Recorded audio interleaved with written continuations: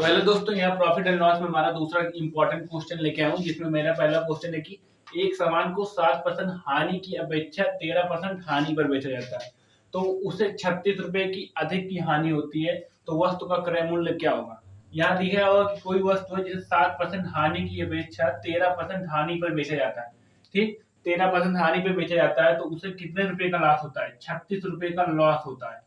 तो उसका क्रय मूल्य क्या होगा। तो यहाँ हम देखेंगे, देखिए 7% की अपेक्षा 13% हानि है। ठीक, 7% की अपेक्षा 13% यानी कि इन दोनों का जो डिफरेंट होगा वो होगा 6%।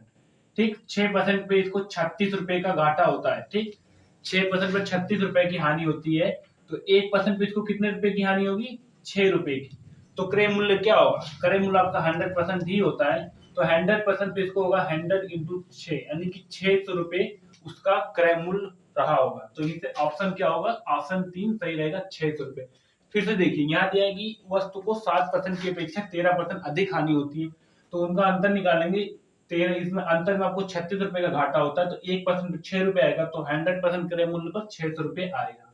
ठीक है, इस तरह के सवाल को अक्सर एग्जाम में पूछे जाते हैं, जो देखने में कठिन होते हैं लेकिन हल करने में एकदम चुटकियों में हो जाते हैं। आइए कुछ और क्वेश्चन देखते हैं।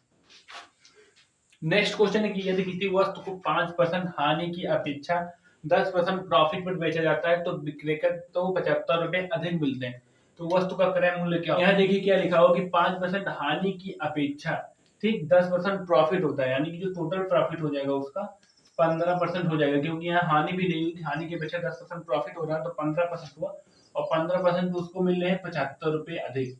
ठीक, 15% पे 75 रुपए मिल रहे हैं, तो 1% पे कितना मिलेगा, 1% पे 5 रुपए मिलेगा। तो क्रय मूल्य उसका क्या होगा, क्रय मूल्य उसका हो जाएगा, क्रय मूल्य 100% होता है। ठीक, तो हो जाएगा 100 इंटू 5 यानी कि 500 रुपए उसका क्रय मूल्य हो जाएगा, जैसा कि ऑप्शन बी इसका एकदम करेक्ट रहेगा। ठीक, आइए बहुत ही इंपॉर्टेंट क्वेश्चन अब देखते हैं, जो अक्सर पूछा जाता है।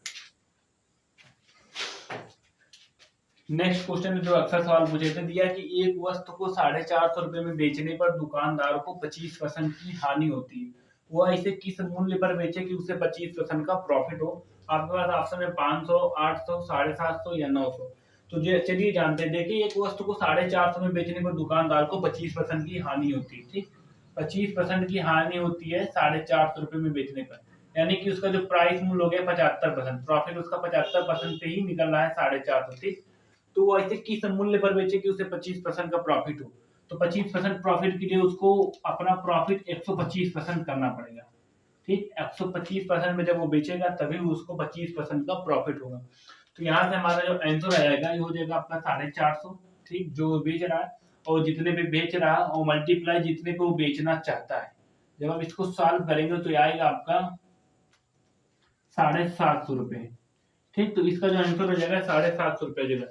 फिर से देखिए कैसे हुआ। यहाँ देखिए कि किसी वस्तु को 450 में बेचने पर उसको 25% का लॉस हो रहा है। ठीक, 450 में बेचने पर 25% का लॉस हो रहा है, तो जो उसका कास्ट प्राइस क्या हो गया, 75% का जो प्रॉफिट पा रहा है, तो मतलब 75% में 450 रुपया हो रहा है, तो उसको 25% लाभ चाहिए। तो 25% लाभ के लिए क्या करिए, अब देखिए आपका लाभ कब होता है, जब 100 प्लस होता है। ठीक, तो 25% लाभ के लिए उसको 125% करना पड़ेगा। ठीक, तो 125% करने के लिए आपको क्या करना पड़ेगा, जितने में वो बेच रहा है और जितना परसेंट वो घाटा सह रहा और जितना परसेंट वो प्रॉफिट चाह रहा है उसमें मल्टीप्लाई करेंगे।